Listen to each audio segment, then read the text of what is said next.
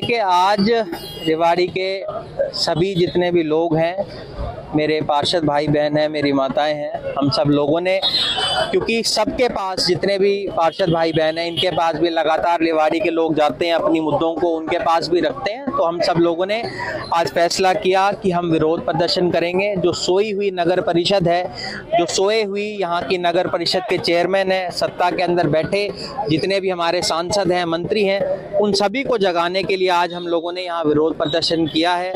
आने वाले समय के अंदर भी लोगों की जो भी समस्या है उसको हम उठाएंगे। आज आप लोगों ने भी देखा होगा पूरे बाजार के अंदर किस तरह से टूटी सड़कें हैं, पानी से लबालब भरा हुआ है बाजार। आप देखिए, ये मेन बाजार है, सड़कों की हालत कितनी खराब है, गंदगी के ढेर कितने लगे हुए हैं, बेसहारा पशु आपको पूरे शहर में नजर आएंगे। कितनी ज्यादा अतिक्रमण आज नगर परिषद की तरफ से कराई जा रही है। भ्रष्टाचार आज अपने चरम के ऊपर है रेवाड़ी शहर के अंदर। उन्हीं सभी मुद्दों को लेकर हमने आज यहाँ विरोध प्रदर्शन किया है। भाजपा नेता अरविंद यादव का कहना है कि चिरंजीव अभी तक अपने आवास से बाहर नहीं निकले थे, मेरे सलाह देने के बाद सड़कों पर उतरना शुरू किया। देखिए, मुझे लगता है डॉक्टर अरविंद यादव जी को भी अपने घर से बाहर निकलना चाहिए, उनको देखना चाहिए लोगों के बीच में आकर। ये एक ऐसे नेता हैं जो सिर्फ अपने घरों की चार दीवारी में रहकर सिर्फ ये भाषण दे सकते हैं, पर लोगों के बीच में नहीं जाएंगे। मैं डॉक्टर अरविंद यादव से पूछना चाहूंगा, क्या उनको शहर की टूटी सड़कें नहीं नजर आती? क्या उनको रेवाड़ी शहर के अंदर आए दिन जो भ्रष्टाचार है, क्या उनको वो नजर नहीं आता है? जो आज पूरा शहर बाजार अतिक्रमण की मार झेल रहा है, क्या उनको वो दिखाई नहीं देता है? जो पूरे शहर के अंदर भ्रष्टाचार फैमिली आईडी, प्रॉपर्टी के आईडी के नाम पर हो रहा है, क्या उनकी आंखें मूंद ली हैं उन सब लोगों ने? मैं तो इन सब से ये कहना चाहूंगा, आज जो शहर में अवैध कब्जे हो रहे हैं, ये सब इन लोगों की शहर के ऊपर हो रहा है। मैं तो भाजपा के नेताओं से कहूंगा, अभी भी समय है, बाहर आइए, लोगों की मुद्दों को उठाइए। उनको एक ही परेशानी है कि हम पार्षद भाई जितने भी हैं, बहन है, मैं हूं, हम लोग लोगों की आवाज क्यों उठा रहे हैं? पर मैं उनको बताना चाहता हूं, हम लोग इसी तरह से लोगों की आवाज को उठाते रहेंगे, लोगों के मुद्दों को उठाते रहेंगे, उनको जगाते रहेंगे। आज ये बात तो तय हो गई है कि रेवाड़ी की जनता ने ये फैसला कर लिया है कि आने वाले समय के अंदर ये जो नगर परिषद की चेयरमैन है, उसका भी तख्ता पलट होगा और इस सरकार का भी तख्ता पलट होगा। चेयरपर्सन का कहना है कि सबसे ज्यादा शासन तो कैप्टन परिवार ने ही किया है रेवाड़ी विधानसभा में, फिर दिक्कतें उनकी ही देन है, हम तो सुधार कर रहे हैं। मैं चेयरमैन जो हमारी हैं पूनम यादव जी, उनका घोषणा पत्र पढ़ रहा था। मुझे पहले तो लगता है उनको अपना घोषणा पत्र पहले खोलकर देखना चाहिए। पहला वादा जो यहाँ की जनता ने से उन्होंने किया था वो ये था, रेवाड़ी शहर को वो नगर निगम बनाएंगी। एक बार भी आप लोगों ने कहीं सुना उन्होंने एक बार भी ये बात कही हो कि रेवाड़ी जो नगर परिषद है उसको नगर निगम बनाएंगी? आज टूटी सड़कें पूरे शहर के अंदर है। उनके नेता हमारे जो सांसद है राव इंद्रजीत जी, उन्होंने कहा था रेवाड़ी शहर को सिंगापुर बनाया जाएगा। आप भी पूरे शहर से गुजरे होंगे, आपको कहीं सिंगापुर नजर आया हो तो हमें भी बता देना, क्योंकि हमें तो टूटी सड़कों के अलावा, भ्रष्टाचारियों के अलावा, जो ये कब्जा कर रहे हैं, फैमिली आईडी के नाम पे लूट मचा रहे हैं, लोगों को परेशानी का सबब जो बेसहारा पशु हैं, आज हमारी गौवंश जो है वो प्लास्टिक खाने पे मजबूर है। मुझे लगता है ऐसा हालात पिछले 37 साल मेरी भी उम्र होगी, आज से पहले हमने कभी इस शहर का इतना बुरे हालात नहीं देखे। और मैं तो बीजेपी के नेताओं से कहूंगा, अभी भी समय है, इनकी चेयरमैन से कहूंगा, अभी तो 3-3.5 साल ही गुजरे हैं, अभी भी इनके पास 1.5 साल का समय है, अभी भी जाग जाएं, इनके पास अभी भी समय है। वरना आने वाले समय के अंदर सबसे कमजोर और सबसे कोई खराब चेयरमैन की उपाधि अगर किसी को दी जाएगी तो यहाँ के चेयरमैन और यहाँ के नेताओं को दी जाएगी। कैप्टन अजीत सिंह यादव का बयान आ रहा है कि वो क्या पार्टी से नाराज कर रहे हैं? देखिए, मेरा ये मानना है, एक परिवार जो बहुत बड़ा होता है उसमें कई बार मनमुटाव हो जाते हैं। हम सब लोग एक बहुत परिवार के हिस्सा हैं, हम सब लोग मिलकर कांग्रेस पार्टी को मजबूत करने का काम करेंगे।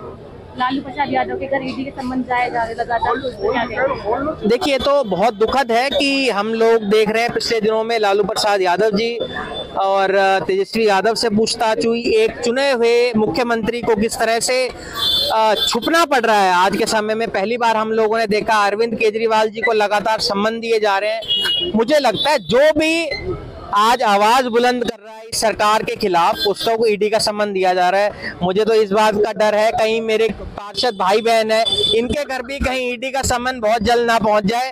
तो हम तो यही कहेंगे इस सरकार से कि ऐसा गलत मत करिए, लोगों की आवाज दबाने का काम ना करिए। जनता देख रही है और इस जनता आने वाले समय में इसका जवाब जरूर देगी। आज अंतरिम बजट पेश के अंदर लोगों के लिए कुछ नहीं है। लोगों को बहुत आस थी क्योंकि लोकसभा चुनाव बड़े नजदीक है, टैक्स के अंदर कुछ रिलीफ दिया जाएगा, पर उनके अंदर कोई रिलीफ ना देना ये साफ तौर पे दर्शाता है कि इनको लोगों से कोई सरोकार नहीं। आज से पहले हम देखते थे जब इनके पहले चुनावी बजट बीजेपी के आते थे तो कहीं ना कहीं लोगों को कहीं ना कहीं राहत देते थे, पर इनका घमंड अब इतने 7वें आसमान पे पहुंच गया है कि इनको कहीं लोगों का दुख दर्द नजर नहीं आता है। आज आप देखिए बेरोजगारी अपने चरम के ऊपर है, महंगाई अपने चरम के ऊपर है। ऐसे समय के अंदर भी लोगों को राहत ना देना ये दर्शाता है कि मुझे लगता है सत्ता का जो नशा है इनके सर पे चढ़ के बोल रहा है। ऐसा है, ये सिर्फ अपनी राजनीति चमकाने का काम कर रहे हैं। मैं तो यही कहूंगी, इनकी जो बौखलाहट है वो साफ साफ सबको नजर आ रही है। और मैं तो इनसे ये कहूंगी कि जिस तरह से नारेबाजी कर रहे हैं, इस तरह के आरोप लगाने लग रहे हैं, हमने तो पहले भी इन लोगों ने जो जो बातें कही थी, मैं तो अपनी शहर की जनता को सब स्पष्ट दिखाया है। एक चीज मैं अपनी शहर की जनता को ही बताना चाहती हूँ कि वो पूछे इन लोगों से कि जब हमारे पूर्व मुख्यमंत्री, इनके कांग्रेस के पूर्व मुख्यमंत्री जब भूपेंद्र सिंह हुड्डा जब आए थे मीरपुर यूनिवर्सिटी में, उद्घाटन किया था, उस समय मंच से इनको 2500 करोड़ रुपए दिए थे शहर रेवाड़ी शहर के विकास के लिए। तब इनके ये बताया जाए कि वो 2500 करोड़ रुपए इन्होंने रेवाड़ी में कहाँ लगाए हैं, कहाँ भ्रष्टाचार कर दिया इन लोगों ने, कहाँ गायब कर दिए सारे पैसे। मुझसे वो उस चीज का जवाब दीजिए। और जो ये हमें कहते हैं ना कि 100 करोड़ रुपए का हिसाब, तो मैं इनको बता देती हूँ कि हमारे जो पहले के जो काम हुए उनके तो हिसाब हमारे पास एक है, ऑन पेपर है, मैं देखेगी मेरी जनता कि मैं दूंगी। और दूसरा जो बाकी 43 के तो हमारे प्रोसेस में काम चल रहे हैं। ये नहीं कि 100 करोड़ के हो चुके हैं। लोगों को समझने में मुझे लगता है कि इनकी बौखलाहट इस हद तक गुजर गई है, इनको यही नहीं पता कि क्या बोल रहे हैं क्या नहीं बोल रहे हैं। और ये कुछ भी नहीं है, सिर्फ राजनीति चमकाने का स्टंट चल रहा है और अपनी राजनीति ही चमका रहे हैं। के नारे भी लग रहे थे। जो कुछ चोर होता है वो दूसरों को चोरी करेगा, वो एक्सेप्ट क्या करेगा ये बताइए आप? वो तो दूसरों को चोरी बताएगा ना, साफ तो बताएगा नहीं। आपके कुछ पार्षद भी इनके साथ थे। भाई पार्षदों के भी निजी हित हैं, पार्षद भी तो इनमें ही तो शामिल है। पार्षद ही क्या है कि ये चाहते हैं पार्षद, मतलब मैं सबकी नहीं कह रही है, 2-4 पार्षद ही हैं जो सिर्फ मुझसे गलत काम कराना चाहते हैं, गलत बिल साइन कराना चाहते हैं, जिसके लिए मैंने सख्ताई से मना कर दी। इसीलिए ये लोग मेरे खिलाफ हो गए हैं और इसीलिए आए दिन इनकी यही वो चल रही है कि भ्रष्टाचार ये खुद करते हैं और नाम लगाते हैं चेयरमैन का। मैं तो खुल्लम खुल्ला अपनी शहर की जनता को बता रही हूँ आज ये बात। कहीं ना कहीं आज कैप्टन सिंह यादव कह रहे हैं कि कांग्रेस में एकदम घुट रहा है। बिल्कुल घुट रहा है उनका दम। आज ये कांग्रेस सरकार ने उनको खुद ही रिस्पॉन्स देने से मना कर दिया है। सच बात बताऊं तो आज जो रेवाड़ी सफर कर रही है इन लोगों की वजह से, 40 साल इन्होंने जो मतलब रेवाड़ी का सत्यानाश करके रख दिया है। आज हमने फिर भी इतने काम कराए हैं और ये कहते हैं ना शहर की रोड, इस शहर की रोड के लिए मुख्यमंत्री जी और डायरेक्टर साहब को मैंने कल भी मेल किया है और ये रोड मैं ही बनवाऊंगी। और इन लोगों ने बता दो कब बनवाई है? कुछ नहीं किया इन लोगों ने, सिर्फ एक रेवाड़ी को गड्ढे में धकेलने के अलावा कुछ नहीं किया। बेड़ा गर्क कर दिया इन्होंने रेवाड़ी का। शामिल जो पार्षद थे वो साफ तौर पर भ्रष्टाचार का आरोप लगाते हुए आप पर नजर आ रहे हैं और साफ तौर पर कहना है कि कब्जे की जो है वो कब्जा भी करवाया। तो मैं तो ये कहती हूँ कि कब्जा दिखाइए। आप आरोप पे आरोप लगा रहे हो, सब लोग जो भी लगा रहे हैं, मैं तो कह रही प्रूफ कीजिए। अगर कहीं पे दोषी होगा उसको उसके खिलाफ कार्रवाई की जाएगी। और हमारी सरकार ने तो हमेशा पारदर्शिता से काम किया है, हर चीज पारदर्शिता से है। कांग्रेस की सरकारों की तरह नहीं है कि रोड बनती भी नहीं है और उसके बिल भी पास कर लिए जाते हैं। ये भी हमारे सामने हुआ है, हमने देखा है। जैसे नहीं चल रहा है हमारी सरकार में, हर चीज एक नियम कानून और हर चीज में व्यवस्था बनाई हुई है हमारे माननीय मुख्यमंत्री जी ने।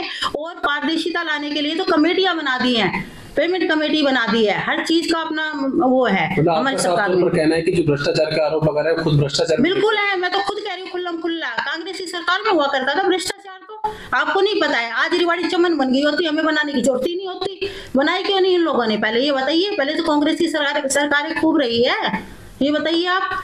पहले तो कमेटी में इन्हीं की बनाई हुई चेयरमैन हुआ करती थी, क्यों नहीं बना दी रेवाड़ी को चमन? बताओ। कांग्रेसियों ने ये कौन है तख्ता पलट? वो तो कुछ ही ना, तख्ता पलट कर दें। कैसे होएगा पलट? ऐसा है, मुझे तो लग रहा है विधायक को आने वाले वक्त में, जैसे 3 स्टेट में उनकी सरकार मतलब वो हो गई है नस्ते नाबूद, इसलिए उनको मुझसे भी खतरा सता रहा है कि आने वाले वक्त में अगर मैंने टक्कर ली पूनम यादव से तो मैं तो गया काम से। इसीलिए आज से ही वो अपनी राजनीति के लिए ऐसे बोल रहे हैं और उनको खौफ सता रहा है और डर भी सता रहा है। और मैं ये भी कहूंगी कि जो ये इस तरह के झूठे सच्चे आरोप लगा रहे हैं ना कि भाई ये जो कहीं कहीं शिकायत दे रहे हैं या कुछ कर रहे हैं, इसके खिलाफ भी मैं इनके खिलाफ कोर्ट में जाऊंगी और इनके खिलाफ कार्रवाई करूंगी और महिला आयोग में भी चिट्ठी लिखूंगी कि जो एक लेडी चेयरमैन के खिलाफ इस तरह की नारेबाजी कर रही है। देखिए, मैं तो ये बोलना चाहती हूँ, रेवाड़ी का विकास नहीं हो रहा, ये सबको दिख रहा है, रेवाड़ी का विकास नहीं हो रहा। आखिर क्यों नहीं हो रहा? भ्रष्टाचार सबसे बड़ा मुद्दा है यहाँ, भ्रष्टाचार। जब तक भ्रष्टाचार बंद नहीं होगा तब तक यहाँ विकास नहीं होगा। हमने आज ये आंदोलन जो किया है भ्रष्टाचार को रोकने के लिए किया है और हम अपनी आवाज सरकार तक पहुंचाना चाहते हैं कि हमारी आवाज सरकार तक पहुंचे, ताकि सरकार आके यहाँ पर देखे कि रेवाड़ी शहर का क्या हाल हो रहा है, अपनी चेयरमैन से आके बात करे कि कितना बुरा हाल कर रखा है। हमको विपक्षी और स्वार्थी बताती, कहाँ से विपक्षी और स्वार्थी लगते हैं? सबको दिख रहा है शहर का बुरा हाल है। अगर हम विपक्षी होते तो बोलते नहीं, ऐसे नहीं होता ना। और दूसरी बात ये है, उनको ये बोलना कि हम आज हमको भगवान ने मौका दिया है तो हम उस मौके का फायदा उठा के हम कहीं ना कहीं हमारा दायित्व बनता है कि हम शहर के लिए काम करें, और उसी की आवाज आज हम उठाकर मिल सब बोल रहे हैं कि शहर के लिए काम करो चेयरमैन, शहर के लिए काम करो। पर अब तो उन्होंने एक नया पॉइंट ले लिया, कब्जादारी बनते जा रहे हैं जगह जगह। हम कितने कब्जे छुड़वा चुके हैं अभी इन्हीं दिनों में। जब जब हम आवाज उठाते हैं तब तक उन जगह पर वो जाके कब्जे छुड़वा देते हैं। अब कहाँ तक हम आवाज उठाएंगे, कहाँ ढूंढेंगे हम कब्जे, कहाँ कर रहे हैं ये लोग। हमने कितनी बार बोला है कि जो सरकारी जमीन पे उस पर निशानदेही करो, नहीं जी, कोई मतलब ही नहीं है उनको निशानदेही करने से, क्योंकि अगर वो निशानदेही का काम करती हैं तो कहीं ना कहीं वो एक्चुअली वो खुद उसमें सम्मिलित है, इसलिए निशानदेही का काम नहीं करा रही है। अगर उनके अंदर वो है, जरा सा भी उनको कुछ है तो निशानदेही करें और जो भी सरकारी जमीन है उसको खाली करें।